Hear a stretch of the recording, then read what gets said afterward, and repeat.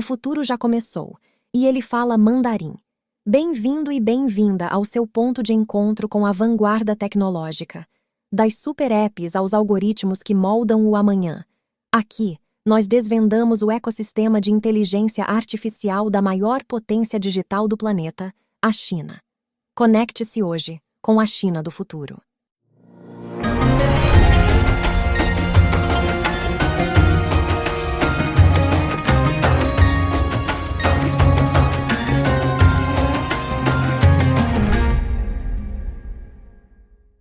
Sabe, geralmente quando a gente pensa em um deserto, a imagem que vem à cabeça é meio que de um vazio absoluto, né? Total. Aquela imensidão de areia. Isso, uma tela em branco feita de areia, sal, um isolamento brutal mesmo, onde a natureza dita as regras e a humanidade mal consegue sobreviver. Quanto mais prosperar num lugar desses, né? É a visão clássica, né? Um ambiente inóspito, onde a geografia, ela atua basicamente como uma barreira natural contra qualquer tipo de avanço industrial ou civilizatório. Pois é, fica sempre aquela sensação de que é um lugar intocável, parado no tempo. Mas e se a gente mudasse a lente para enxergar isso de outro jeito? Como assim? Tipo, e se esse deserto, essa imensidão toda, não fosse um lugar de isolamento, mas sim uma gigantesca placa de circuito impresso ganhando vida? Nossa, essa é uma imagem forte. Uma paisagem onde a poeira, sabe, ela está sendo substituída por algoritmos invisíveis e uma robótica incrivelmente avançada. É com essa ideia em mente que damos as boas-vindas a quem acompanha o programa de hoje. Muito bem-vindos. Porque o nosso objetivo principal aqui, a grande missão que guia o nosso formato, é justamente divulgar e comentar as inovações tecnológicas mais impressionantes que estão acontecendo lá na China. E claro, com um foco todo especial no uso da inteligência artificial. Exatamente. O uso, as vantagens e a revolução absoluta que a IA está promovendo no mundo físico. E eu estou muito animada para a discussão de hoje. O caso que temos em mãos hoje ilustra essa nossa missão com uma clareza absurda. Não estamos falando de IA gerando texto, sabe, ou criando imagens bonitinhas no computador. Estamos falando de inteligência artificial movendo montanhas. Literalmente. IA aplicada à indústria pesada, no meio do nada. Isso é muito louco. A nossa análise profunda de hoje mergulha num mega projeto de energia que está surgindo do absoluto nada no meio de planícies de sal. A missão é entender como a automação de ponta está transformando uma das paisagens mais implacáveis da Terra em um polo energético de altíssima tecnologia. Estamos falando especificamente da bacia de Zhongar, na região de Xinjiang. Isso. Então, vamos desvendar isso. Para que a gente consiga visualizar o tamanho do desafio, a gente precisa primeiro entender a escala geográfica da coisa, o que torna esse lugar tão particular, geologicamente falando. Bom, para entender a necessidade de tanta tecnologia lá, a gente primeiro precisa olhar para a geografia e para a escala do que está em jogo. O foco principal é a Zona de Desenvolvimento Econômico e Tecnológico de Jundong. Jundong, tá. Isso. A extensão territorial dessa área é de, pasme, 15.500 quilômetros quadrados. Caramba, isso é gigante. É uma imensidão. Apenas para criar uma imagem mental, isso é maior do que países inteiros como o Timor-Leste ou as Bahamas. Nossa, um país inteiro dedicado a um polo energético. Exato. Mas o que realmente atrai os holofotes do mundo para esse pedaço de terra árida no noroeste da China não é o que está na superfície enfrentando aquele sol castigante, sabe? É o que está embaixo, né? Sim, o que está escondido debaixo da areia. Eu fiquei muito impressionada com os dados geológicos dessa área quando eu estava lendo as fontes. Estima-se que as reservas de carvão debaixo dessa bacia cheguem a 390 bilhões de toneladas. Bilhões. Com B. Sim, bilhões. É um absurdo.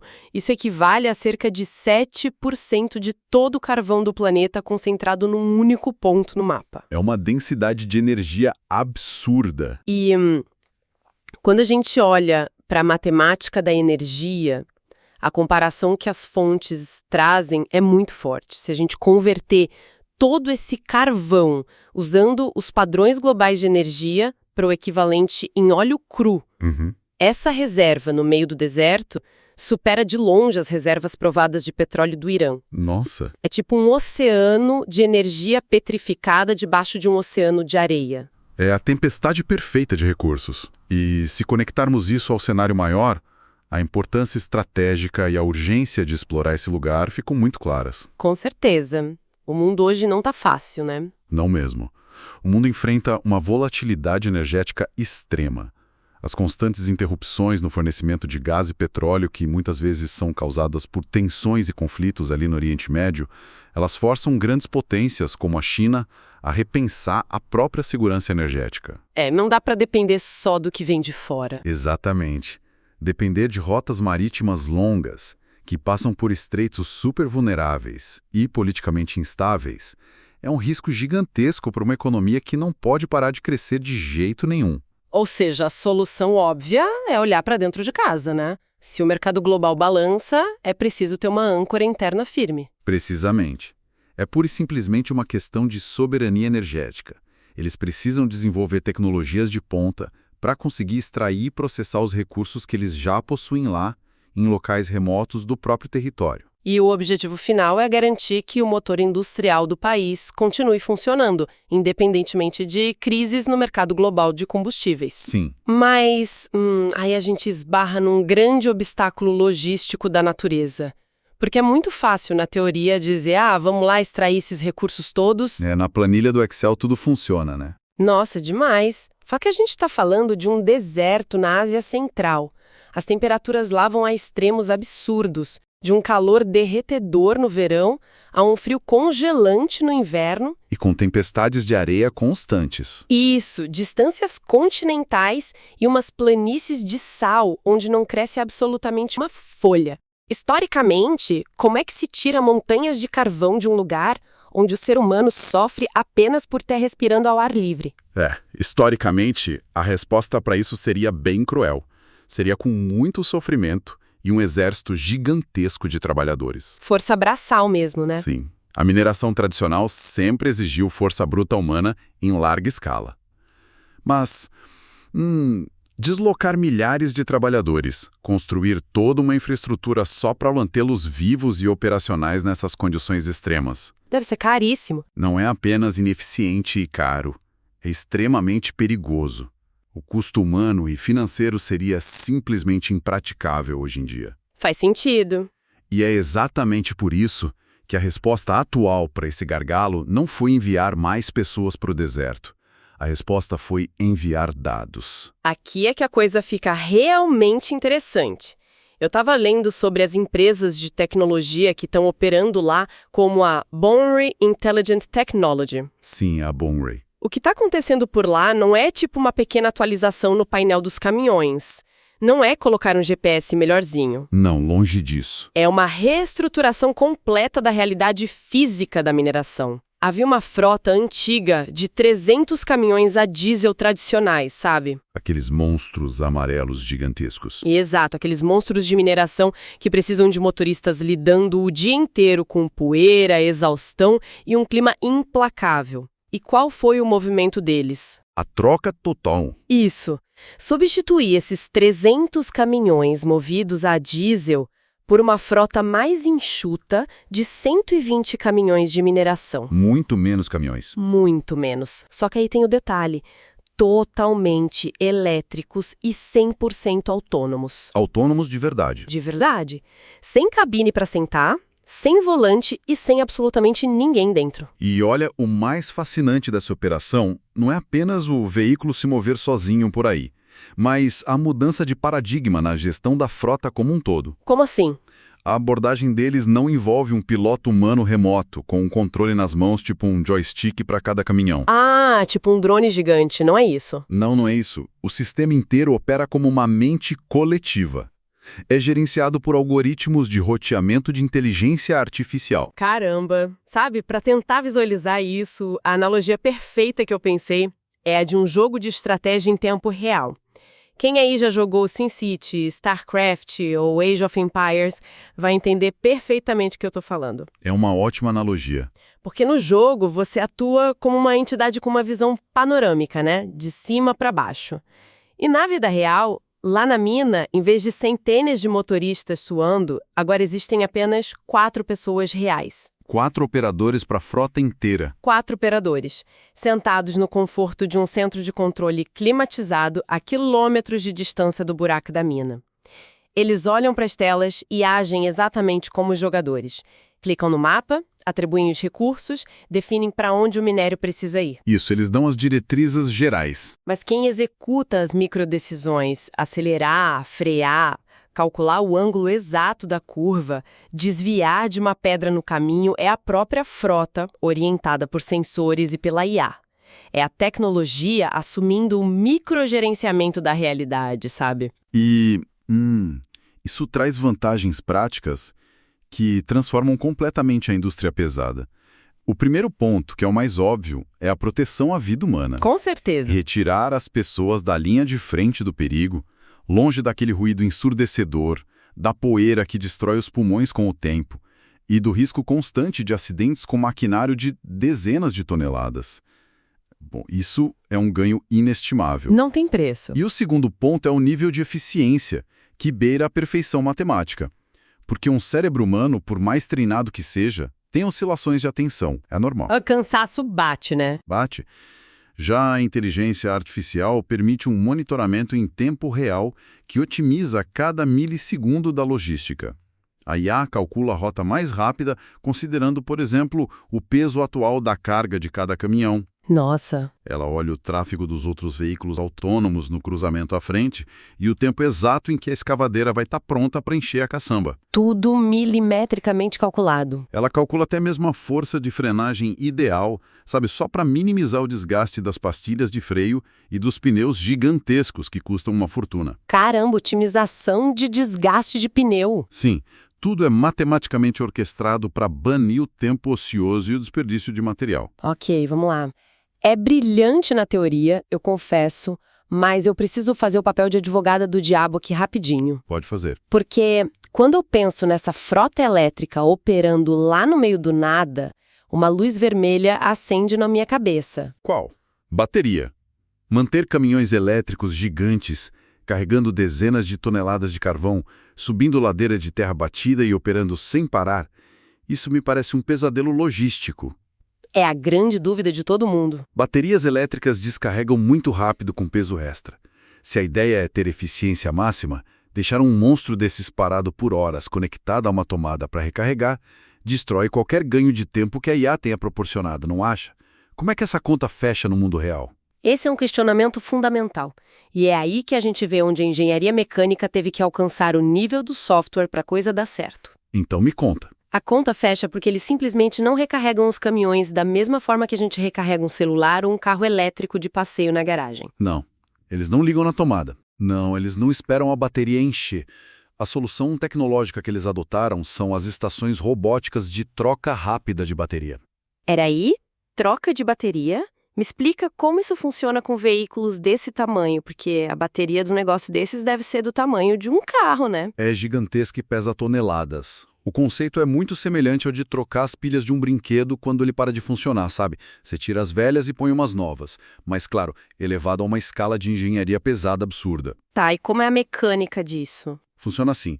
Quando o Sistema Central de Inteligência Artificial detecta que a carga de um caminhão específico está caindo para níveis críticos, digamos 30%, ele envia um comando. O caminhão autônomo sai da rota principal dele e se dirige sozinho para uma estação de troca que fica instalada ali perto da mina. Sozinho? Ele vai lá como se fosse abastecer? Exato. Assim que o caminhão estaciona na marcação milimétrica, braços robóticos gigantescos entram em ação. Eles desencaixam e removem fisicamente a bateria descarregada. E deslizam uma bateria nova, totalmente carregada, para o lugar. Gente do céu! Isso parece algo saído de um filme de ficção científica. E qual é a velocidade disso? Tipo, quanto tempo o caminhão fica fora da operação para fazer essa troca? Todo esse balé mecânico, desde a remoção da bateria gigante até o encaixe da nova, leva apenas 6 minutos. Mentira! 6 minutos para trocar uma bateria de um caminhão de mineração? Exatamente. Em 6 minutos cravados, o robô faz a substituição completa. e o caminhão ganha energia nova para continuar operando por mais 3 ou 4 horas ininterruptas. Uau! E aquela bateria descarregada que foi retirada, ela fica lá na estação, sendo recarregada lentamente para o próximo veículo que chegar, enquanto a frota continua trabalhando sem parar. Nossa, é muito inteligente. É um ciclo contínuo perfeito. E esse modelo de mineração inteligente provou ser tão eficaz lá que grande parte dos equipamentos do local, cerca de 70%, segundo os relatórios, já foi eletrificada e integrada a esse sistema de IA. E eles têm planos de alcançar quase a totalidade da frota em muito pouco tempo. Bom, isso definitivamente resolve o problema prático de tirar a montanha do chão sem esgotar o ser humano. Mas tem uma outra peça nesse quebra-cabeça, que é o desafio econômico brutal. Que é transportar isso tudo. Exato, porque a IA pode ser incrível na extração, a bateria pode ser trocada em 6 minutos, mas o deserto de Gobi não mudou de lugar, né? Continua exatamente onde sempre esteve. Ele continua sendo extremamente remoto, localizado a milhares de quilômetros de distância dos grandes centros industriais e das megalópolis lá do leste da China, que é onde a energia é realmente demandada. Sim, a costa leste é onde tudo acontece. Como é possível transformar bilhões de toneladas de carvão em lucro real, sem que o custo altíssimo do frete por trem ou rodovia engula todo o dinheiro que eles economizaram com a eficiência dos robôs? A matemática não bateria. E esse é o momento em que a operação deixa de ser apenas uma mina no deserto e se torna um complexo de química avançada e de engenharia de transmissão de energia. Ah, então eles não vendem a pedra de carvão. Não. O segredo para viabilizar economicamente um projeto dessa magnitude não é simplesmente exportar o recurso natural na forma bruta. A solução é processar o material o mais perto possível da cratera de onde ele saiu. Isso faz todo o sentido do mundo. Analisando a matemática por trás da operação que as fontes apresentaram, o contraste de valores salta aos olhos. Eles explicam que encher vagões de trem com carvão bruto para cruzar o país não é um bom negócio. De jeito nenhum. O carvão é muito pesado e o valor agregado é baixo. Isso. O texto cita que uma tonelada de carvão bruto no mercado vale em torno de 400 yuan. Porém, se em vez de exportar o carvão, a energia e a matéria-prima dele forem utilizadas lá mesmo, na borda do deserto, para fabricar alumínio, por exemplo, o cenário muda completamente. Muda de figura total. O valor de uma tonelada de alumínio processado salta para impressionantes 10 mil yuan. 10 mil. É uma multiplicação de valor assustadora. E é exatamente por essa multiplicação incrível de valor que a zona de Jundong foi projetada desde o início como um polo industrial de processamento químico, e não apenas um buraco gigante no chão. Um polo petroquímico. Exato. O processo adotado lá é conhecido como conversão de carvão para produtos químicos. Em vez de enviar o carvão para termoelétricas distantes, ele é quebrado e sintetizado no próprio local para criar materiais essenciais que são caros e mais fáceis de transportar. E o que eles produzem lá, além do alumínio? A lista é longa. Isso inclui a produção em larga escala de ureia, que é a base para fertilizantes agrícolas. Eles produzem melamina, plásticos industriais como o PVC. Sério? Fazem PVC no deserto? Fazem. Produzem metanol e, claro, a grande estrela financeira que é o alumínio. E o detalhe mais irônico nisso tudo, e que é muito revelador sobre a transição global de energia, O que é? é que boa parte desse alumínio, que é fundido lá com a energia super suja do carvão, acaba sendo fundamental para a fabricação de componentes aeroespaciais modernos e, pasmem, para construir as estruturas metálicas de milhões de painéis solares. Eles ancoram a indústria pesada no deserto para reduzir drasticamente o custo do produto final limpo que vai ser consumido nas cidades. Tudo bem. Mas mesmo com as indústrias químicas operando a todo vapor ali perto, a quantidade de carvão que a gente falou no começo é vasta demais. 390 bilhões de toneladas. É infinito. Nem tudo vira plástico ou metal de painel solar. Boa parte ainda precisa, de fato, se tornar eletricidade pura para acender as luzes nas grandes cidades da costa leste. Com certeza, a demanda por eletricidade lá é brutal. E para escoar isso, foi construída uma infraestrutura de transmissão de energia que, sinceramente, desafia o bom senso. Como é que funciona isso? A engenharia elétrica por trás desse transporte de energia é, sem exagero, um dos maiores feitos do projeto inteiro.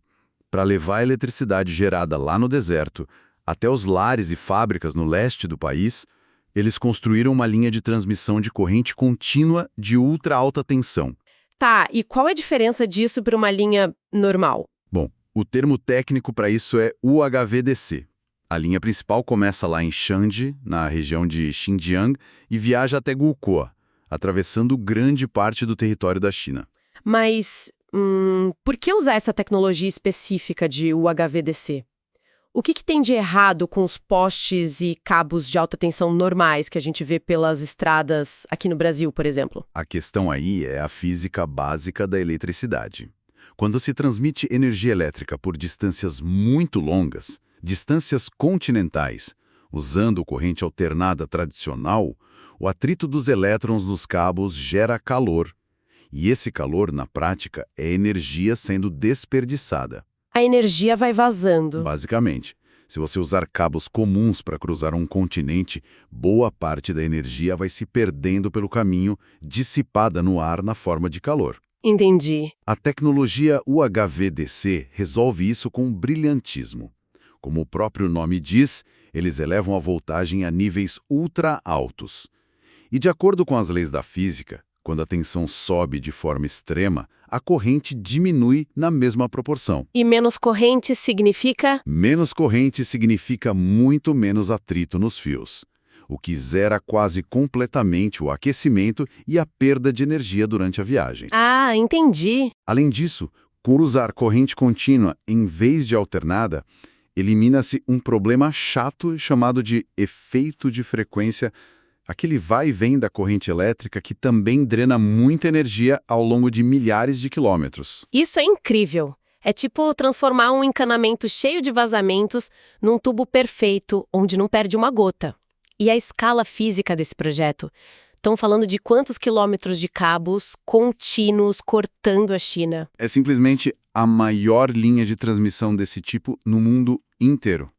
São 3.293 quilômetros de extensão contínua. Mais de 3.000 quilômetros. Sim, e para colocar em perspectiva a potência que é transmitida por ela, sem perdas significativas, essa infraestrutura tem a capacidade de escoar 12.000 megawatts de energia de uma só vez. 12.000. Isso alimenta o quê, mais ou menos? Na prática, isso significa que essa única linha, rasgando o céu da Ásia, é capaz de suprir as necessidades de eletricidade de cerca de 133 milhões de famílias nas regiões mais populosas do leste chinês. 133 milhões de famílias. Gente, isso é mais que a população de vários países. É o equivalente a manter nações inteiras da Europa ligadas usando energia colhida por robôs autônomos no silêncio de um deserto a 3.000 quilômetros de distância. Sabe, ouvindo toda essa sua explicação técnica, a orquestração perfeita da IA guiando caminhões sem motorista, os braços robóticos trocando baterias de toneladas em 6 minutos, a química avançada multiplicando lucro e, por fim, a física da transmissão superando as leis de perda de energia. É muita inovação junta, né? Sinceramente. Soa quase perfeito demais. Parece aquele roteiro idealista de ficção científica onde a tecnologia sempre vence e resolve tudo. Mas a natureza sempre cobre o seu pedágio, não é mesmo? O que pode dar errado no meio de tudo isso? Porque deve ter um limite. Qual é a barreira física intransponível que pode limitar essa ambição desenfreada no deserto? Isso levanta uma questão importantíssima. E é crucial para a gente não romantizar completamente o cenário, porque a realidade impõe barreiras brutais. Há um gargalo ambiental muito específico ali que ameaça a expansão contínua de todo esse complexo industrial. E qual é? A falta de água. Água, no meio do deserto? Bom, a ironia parece não falhar nunca mesmo, né? Pois é. Organizações sérias que monitoram a transição energética, como a Agora Energy Transition, apontam constantemente para esse ponto cego do projeto chinês. A grande questão é que o processo de carvão para produtos químicos, que é o que garante o lucro monumental que a gente acabou de discutir, é um processo sedento. Exige muita água para fazer as reações. Muita. A síntese química, as torres de resfriamento gigantes, a limpeza dos minérios, tudo isso exige um volume astronômico de água doce. E a província de Xinjiang sofre de uma escassez hídrica estrutural e crônica. É um deserto, afinal. Faz sentido. E esse é o limite real. É possível ter a inteligência artificial mais revolucionária do mundo, a frota mais autônoma e o sistema de transmissão mais eficiente. Mas se não houver água física suficiente para alimentar as caldeiras e estabilizar a química industrial, as fábricas param. A tecnologia, por mais avançada que ela seja hoje, ainda não consegue conjurar a água do nada num deserto de areia e sal. Não dá para fazer milagre. E as fontes também mencionam que, além da falta de água, a própria química local ataca o maquinário humano de uma forma muito hostil. Sim, é uma guerra química invisível. Quando a gente entende como o carvão da bacia de Jungar é composto, a gente descobre que ele é atipicamente rico em metais alcalinos, tipo sódio e potássio. E por que isso é um problema tão grande para essas superfábricas que estão construindo lá? Esse é um detalhe de engenharia química que é tão fascinante quanto destrutivo. A química por trás disso é brutal. Durante a queima do carvão, as temperaturas lá dentro das fornalhas gigantes chegam a níveis extremos. Nessas temperaturas, os metais alcalinos presentes na composição natural desse carvão simplesmente vaporizam. Eles viram gás. Isso. E o desastre acontece quando esse gás superaquecido sobe e atinge as paredes e os tubos metálicos das caldeiras, que são ambientes projetados para estarem relativamente mais frios, né? Certo, para ver troca de calor. Exato. E assim que esse vapor rico em metais alcalinos toca o metal mais frio, ele se condensa instantaneamente, criando uma camada grossa, dura e muito persistente de escória. Como se fosse, sei lá, uma placa de gordura calcificada entupindo uma artéria, só que em proporções industriais. Perfeito. É uma artéria de aço entupida. E o pior não é só o bloqueio físico, o entupimento. Essa escória alcalina é profundamente corrosiva. Ela derrete o metal. Ela começa a reagir quimicamente e a devorar, corroer e fragilizar as estruturas metálicas das caldeiras e dos sistemas de conversão de dentro para fora. Nossa, é a própria geologia do deserto se vingando. É literalmente a geologia milenar do deserto contra-atacando a invasão humana. Hoje, institutos de pesquisa de ponta na China, como a própria Academia Chinesa de Ciências, continuam trabalhando sem parar desenvolvendo novos materiais de revestimento, tentando criar ligas metálicas resistentes o suficiente para sobreviver a essa corrosão alcalina. É um lembrete físico severo de que o mundo natural nunca cede facilmente à tecnologia. Nunca é tão simples quanto parece. Então, o que tudo isso significa no fim das contas? Boa pergunta. Quando a gente pega todas essas peças complexas da nossa discussão e junta, a gente começou com uma reserva geológica gigantesca escondida na areia. Aí passamos pela implementação de uma gestão algorítmica surreal, onde caminhões elétricos fantasmas rodam num balé infinito, sendo abastecidos por braços mecânicos de 6 minutos. Vimos a engenharia financeira de transformar a pedra bruta em materiais avançados, multiplicando o valor, e a física audaciosa de jogar energia por milhares de quilômetros usando correntes contínuas de ultra alta tensão. O que se leva dessa análise de hoje é que a revolução tecnológica não reside apenas no tamanho das máquinas, né? Não mesmo. Uma inteligência artificial e a automação de precisão estão permitindo à humanidade empurrar a fronteira industrial para os lugares mais inóspitos do planeta. Tudo isso retirando o ser humano do perigo físico direto e otimizando a eficiência no nível que está muito além da capacidade humana. É, de fato, a tecnologia reescrevendo as regras da geografia e desafiando o que a gente considerava habitável ou produtivo até hoje. Sem dúvida alguma. E fica a lição clara de que a busca pela segurança energética no futuro não vai ser vencida apenas por quem descobre novos recursos cavando o chão. Exato. Ela vai ser vencida por quem domina a capacidade de aplicar inteligência de máquina para extrair riqueza de locais que, há apenas uma década, seriam considerados logisticamente impossíveis ou absurdamente caros para se operar. E desvendar essas inovações, traduzir o funcionamento complexo dessas máquinas todas e mostrar como o uso da IA na China está redesenhando a indústria pesada global. Bom, esse é exatamente o objetivo principal do nosso programa. Sempre é. É a nossa missão decodificar o futuro para quem acompanha a gente. Por isso eu deixo aqui um convite muito especial. Não deixe de ouvir e acompanhar as outras edições da nossa análise profunda. A gente mergulha constantemente nesses temas fascinantes que estão pavimentando o amanhã. Tem muita coisa boa no catálogo. Tem sim. E se essa nossa conversa de hoje abriu a sua mente para novas perspectivas, faça um favor para nós. Indique o programa para os colegas, para os amigos e contatos. Compartilhar essas descobertas é o combustível que faz a nossa comunidade continuar crescendo e desbravando novos temas. Compartilhem mesmo. E para deixar uma última reflexão ecoando na mente de quem acompanhou essa nossa jornada rumo ao extremo tecnológico, eu lanço o seguinte pensamento. Qual? Avaliem o cenário. Se hoje, de dentro de uma sala climatizada, apenas 4 operadores humanos e um sistema orquestrador de inteligência artificial conseguem comandar silenciosamente uma frota colossal de veículos pesados, lidando com centenas de toneladas no isolamento absoluto do deserto, pensem bem, quais outras indústrias pesadas, exaustivas e arriscadas que hoje dependem do suor, do risco e da fadiga humana já estão se preparando para operar de forma totalmente invisível, contínua e sem presença humana direta já na próxima década. É um pensamento que muda tudo, sabe? Voltamos àquela metáfora da tela em branco do deserto lá no início da nossa conversa. Exato. Só que agora, acho que a gente tem uma clareza muito maior de quem, ou melhor, o que está desenhando as linhas do futuro nela. Muito obrigada pela companhia nessa análise profunda e até a próxima.